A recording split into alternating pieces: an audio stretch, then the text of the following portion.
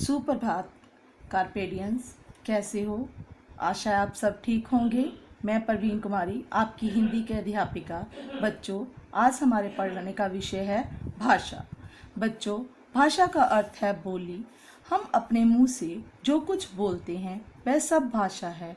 बच्चों, भाषा की परिभाषा को जानने से पहले हम ये जान लेते हैं कि मनुष्य को भाषा की आवश्यकता क्यों हुई। मनुष्य को अपने मन के भावों को प्रकट करने के लिए किसी न किसी माध्यम की आवश्यकता थी, इसीलिए भाषा का आविष्कार हुआ। यदि भाषा ना होती तो मानव अपने भावों विचारों को प्रकट नहीं कर सकता था। अतः मानव के लिए भाषा बहुत महत्वपूर्ण है। बच्चों, इस चित्र को ध्यान से देखिए। इसमें एक बच्चा बोलकर अपनी माँ से कहता है, माँ मुझे भूख लगी है। उसकी माँ उसकी बात को सुनकर कहती है, बेटा खाना तैयार है, जाओ हाथ मुंह धोकर आ जाओ। बच्चों, जिस तरह आज मैं आपको भाषा का पाठ पढ़ा रही हूँ बोलकर और आप सुनकर इसे अच्छी तरह समझ रहे हैं, इसी तरह कई बार हम लिखकर अपनी बात को समझाते हैं और दूसरा व्यक्ति पढ़कर उसको समझता है। अर्थात भाषा वह माध्यम है जिसके द्वारा हम अपने मन के भावों को बोलकर लिखकर दूसरों को बता सकें तथा दूसरों के मन के भावों को सुनकर एवं पढ़कर समझ सकें। भाषा की परिभाषा: भाषा बोलना, पढ़ना, लिखना। भाषा वह साधन है जिसके द्वारा हम अपनी बात या विचारों को दूसरों को समझाते हैं अथवा दूसरों की बात या विचारों को समझते हैं, उसे भाषा कहते हैं। अर्थात भाषा मन के विचार भाव प्रकट करने का साधन मात्र है।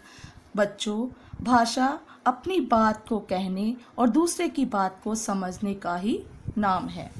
भाषा के प्रकार: बोलकर, मौखिक, लिखकर, लिखित। बच्चों, भाषा के दो प्रकार हैं, मौखिक एवं लिखित। नंबर 1, मौखिक भाषा। जब हम अपने मन के भावों को बोलकर प्रकट करते हैं उसे मौखिक भाषा कहते हैं। जैसे राधा ने अपनी बहन को कविता सुनाई। राधा ने अपनी कविता बोलकर अपनी बहन को सुनाई। उसने अपने मन के विचार बोलकर अपनी बहन को समझाए और उसकी बहन ने उसकी बात को सुनकर समझा। ये भाषा का मौखिक रूप है। उदाहरण: रेडियो, टेलीविज़न, टेलीफोन। लिखित भाषा: जब हम अपने मन के भावों विचारों को लिखकर प्रकट करते हैं उसे लिखित भाषा कहते हैं। जैसे राधा ने अपनी बहन को पत्र लिखा। राधा ने अपनी बात लिखकर अपनी बहन को समझाई और उसकी बहन ने उसको पढ़कर समझा। उदाहरण: पत्र, समाचार पत्र, पुस्तकें इत्यादि। बच्चों, भाषा को समझाने का इसके अलावा एक और माध्यम है संकेतों द्वारा। इसे सांकेतिक रूप कहते हैं। हम सांकेतिक रूप का अर्थ है संकेतों द्वारा हम अपनी बात को दूसरों को समझाना। जैसे हम किसी को अपनी इशारा करके अपनी बात को समझाते हैं।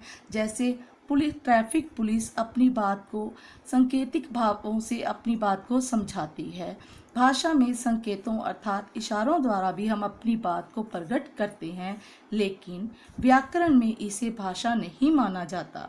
बच्चों, पशु पक्षी, इस चित्र में आप देख रहे हैं, पशु पक्षी भी अपनी बात प्रकट करने के लिए विभिन्न ध्वनियाँ निकालते हैं, जैसे भों भों, म्याऊं म्याऊं, ची ची आदि। किंतु उनकी ध्वनियों को भाषा नहीं कहा जाता। भाषा सिर्फ मनुष्य बोलते हैं। तो बच्चों, आज हमने सीखा भाषा मन के विचार प्रकट करने का साधन है। बोलना और सुनना भाषा का मौखिक रूप है। लिखना और पढ़ना भाषा का लिखित रूप है। भाषा सिर्फ बोली और लिखी जाती है। बच्चों, इस तरह आपने देखा भाषा के सीखा भाषा क्या है, भाषा के कितने रूप हैं। आपने जो पढ़ा जो सीखा उसे अच्छी तरह से देखिए और इसको कीजिए। धन्यवाद।